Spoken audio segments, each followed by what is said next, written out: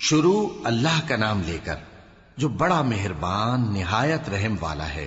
کاف ہا یا عین صاد، یہ تمہارے پروردگار کی مہربانی کا بیان ہے جو اس نے اپنے بندے زکریا پر کی تھی جب انہوں نے اپنے پروردگار کو دبی آواز سے پکارا اور کہا کہ اے میرے پروردگار، میری ہڈیاں بڑھاپے کے سبب کمزور ہو گئی ہیں اور سر سفید بالوں کی وجہ سے چمکنے لگا ہے، اور اے میرے پروردگار، میں تجھ سے مانگ کر کبھی محروم نہیں رہا، اور میں اپنے بعد اپنے بھائی بندوں سے ڈرتا ہوں، اور میری بیوی بانجھ ہے، پھر بھی مجھے اپنے پاس سے ایک وارث عطا فرما جو میری اور اولاد یعقوب کی میراث کا مالک ہو، اور اے میرے پروردگار اس کو خوش اخلاق بنائیو۔ فرمایا اے زکریا، ہم تم کو ایک لڑکے کی بشارت دیتے ہیں جس کا نام یحییٰ ہوگا، اس سے پہلے ہم نے اس نام کا کوئی شخص پیدا نہیں کیا۔ انہوں نے کہا کہ پروردگار، میرے ہاں کس طرح لڑکا ہوگا جبکہ میری بیوی بانجھ ہے اور میں بڑھاپے کی اس حالت کو پہنچ گیا کہ سوکھ گیا ہوں۔ حکم ہوا کہ اسی طرح ہوگا۔ تمہارے پروردگار نے فرمایا ہے کہ مجھے یہ آسان ہے، اور میں پہلے تم کو بھی تو پیدا کر چکا ہوں اور تم کچھ چیز نہ تھے۔ کہا کہ پروردگار میرے لیے کوئی نشانی مقرر فرما۔ فرمایا نشانی یہ ہے کہ تم صحیح و سالم ہوتے ہوئے 3 رات دن لوگوں سے بات نہ کر سکو گے۔ پھر وہ عبادت کے حجرے سے نکل کر اپنی قوم کے پاس آئے تو ان سے اشارے سے کہا کہ صبح و شام تسبیح کرتے رہو۔ فرمایا اے یحییٰ، ہماری کتاب کو مضبوطی سے تھامے رہو، اور ہم نے ان کو لڑکپن ہی میں دانائی عطا فرمائی تھی اور اپنے پاس سے شفقت اور پاکیزگی دی تھی، اور وہ پرہیزگار تھے اور وہ اپنے ماں باپ کے ساتھ نیکی کرنے والے تھے اور سرکش اور نافرمان نہیں تھے۔ اور جس دن وہ پیدا ہوئے اور جس دن وفات پائیں گے اور جس دن زندہ کر کے اٹھائے جائیں گے ان پر سلام ہے۔ اور کتاب یعنی قرآن میں مریم کا بھی تذکرہ کرو، جب وہ اپنے لوگوں سے الگ ہو کر مکان کے مشرقی حصے میں چلی گئیں، پھر انہوں نے ان کی طرف سے پردہ کر لیا تو ہم نے ان کی طرف اپنا فرشتہ بھیجا، سو وہ ان کے سامنے ایک خوبصورت مرد کی صورت میں آیا۔ مریم بولی کہ اگر تم پرہیزگار ہو تو میں تم سے بچنے کے لیے رحمان کی پناہ لیتی ہوں۔ فرشتے نے کہا کہ میں تو تمہارے پروردگار کا بھیجا ہوا یعنی فرشتہ ہوں، اور اس لیے آیا ہوں کہ تمہیں پاکیزہ لڑکا بخشوں۔ مریم نے کہا کہ میرے ہاں لڑکا کیوں کر ہوگا جبکہ مجھے کسی مرد نے بطور شوہر چھوا تک نہیں اور میں بدکار بھی نہیں ہوں۔ فرشتے نے کہا کہ یوں ہی ہوگا۔ تمہارے پروردگار نے فرمایا کہ یہ مجھے آسان ہے اور میں اسے اسی طریق پر پیدا کروں گا تاکہ اس کو ہم لوگوں کے لیے اپنی طرف سے نشانی اور ذریعہ رحمت بنائیں، اور یہ کام مقرر ہو چکا ہے۔ چنانچہ وہ اس بچے کے ساتھ حاملہ ہو گئیں اور اسے لے کر ایک دور جگہ چلی گئیں۔ پھر درد ذہ ان کو کھجور کے تنے کی طرف لے آیا، کہنے لگیں کہ کاش میں اس سے پہلے مر چکتی اور بھولی بسری ہو گئی ہوتی۔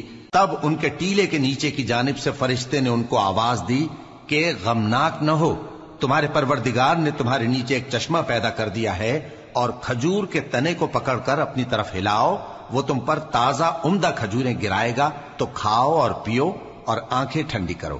اگر تم کسی آدمی کو دیکھو تو کہنا کہ میں نے اللہ کے لیے روزے کی منت مانی، تو آج میں کسی آدمی سے ہرگز کلام نہیں کروں گی۔ پھر وہ اس بچے کو اٹھا کر اپنی برادری والوں کے پاس لے آئیں۔ وہ کہنے لگے کہ مریم یہ تو نے برا کام کیا۔ اے ہارون کی بہن، نہ تو تیرا باپ ہی برا آدمی تھا اور نہ تیری ماں ہی بدکار تھی۔ تو مریم نے اس بچے کی طرف اشارہ کیا۔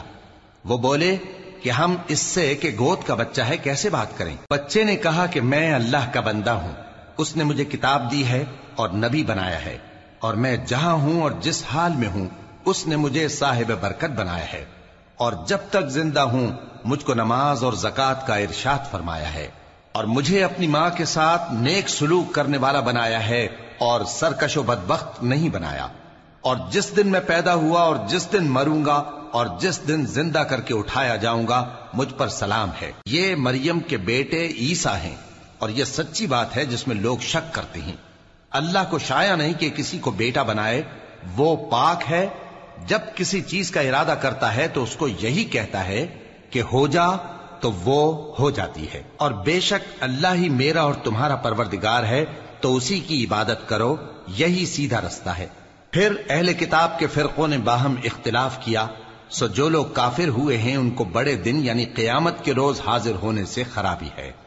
وہ جس دن ہمارے سامنے آئیں گے کیسے سننے والے اور کیسے دیکھنے والے ہوں گے، مگر ظالم آج کھلی گمراہی میں ہیں، اور ان کو حسرت و افسوس کے دن سے ڈرا دو جب بات فیصل کر دی جائے گی اور وہ غفلت میں پڑے ہوئے ہیں اور ایمان نہیں لاتے۔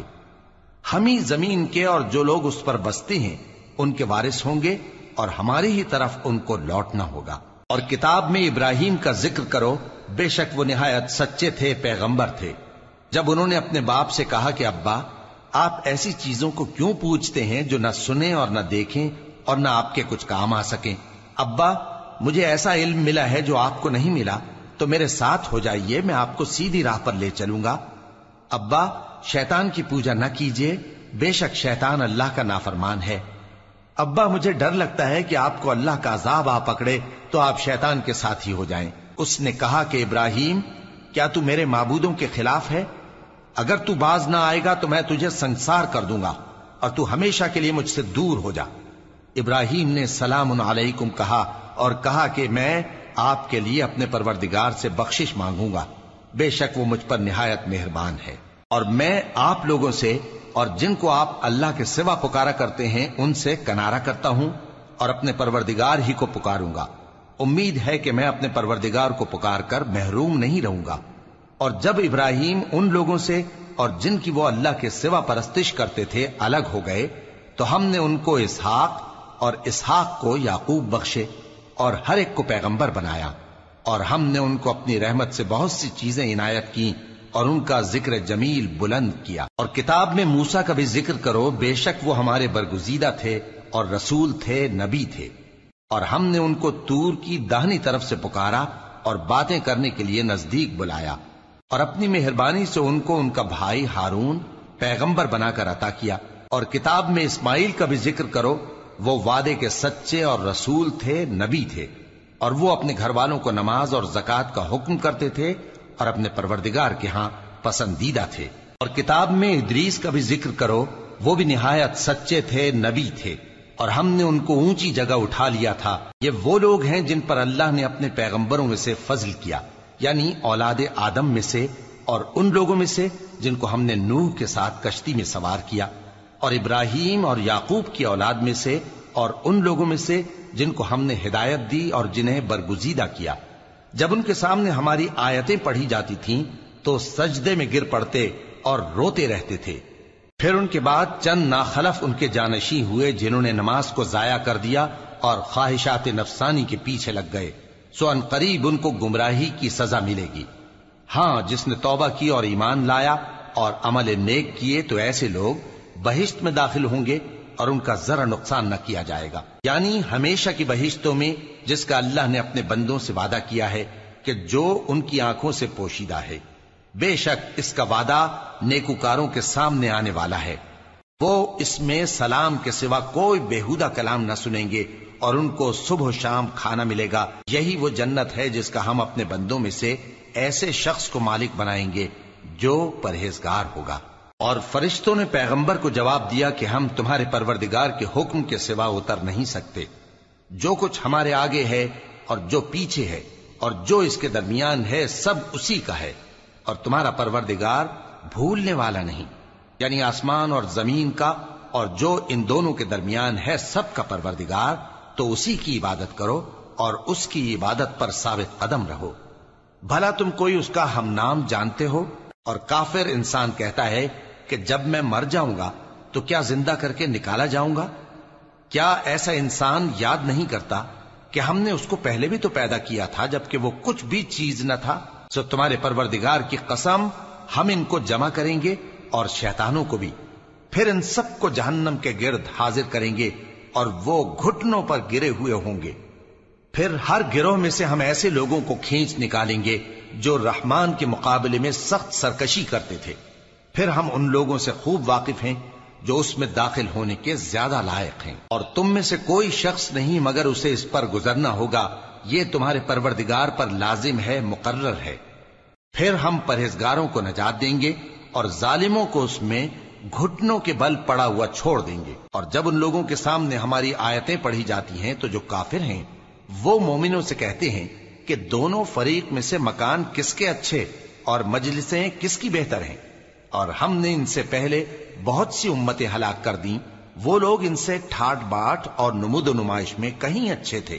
کہہ دو کہ جو شخص گمراہی میں پڑا ہوا ہے، رحمان اس کو آہستہ آہستہ مہلت دیا جاتا ہے، یہاں تک کہ جب اس چیز کو دیکھ لیں گے جس کا ان سے وعدہ کیا جاتا ہے، خواہ عذاب اور خواہ قیامت، تو اس وقت جان لیں گے کہ مکان کس کا برا ہے اور لشکر کس کا کمزور ہے۔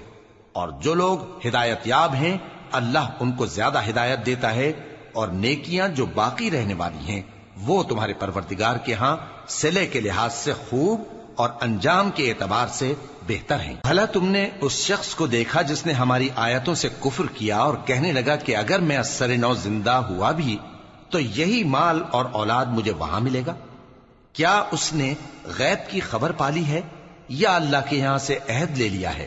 ہرگز نہیں، یہ جو کچھ کہتا ہے ہم اس کو لکھتے جاتے اور اس کے لیے آہستہ آہستہ عذاب بڑھاتے جاتے ہیں، اور جو چیزیں یہ بتاتا ہے ان کے ہم وارث ہوں گے، اور یہ اکیلا ہمارے سامنے آئے گا۔ اور ان لوگوں نے اللہ کے سوا اور معبود بنا لیے ہیں تاکہ وہ ان کے لیے موجب عزت ہوں۔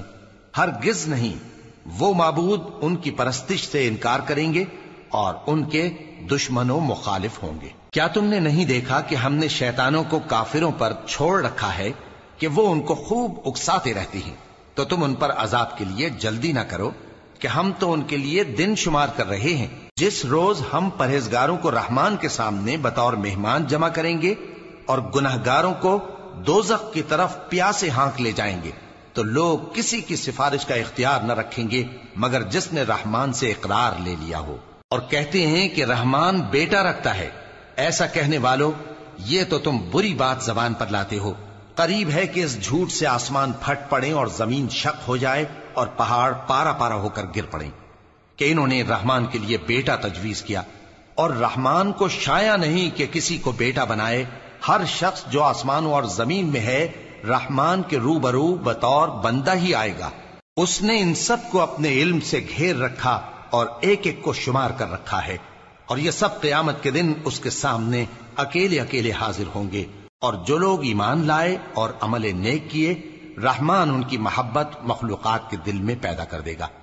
اے پیغمبر صلی اللہ علیہ وآلہ وسلم، ہم نے یہ قرآن تمہاری زبان میں آسان بنا کر نازل کیا ہے تاکہ تم اس سے پرہیزگاروں کو خوشخبری پہنچا دو اور جھگڑالوؤں کو ڈر سنا دو۔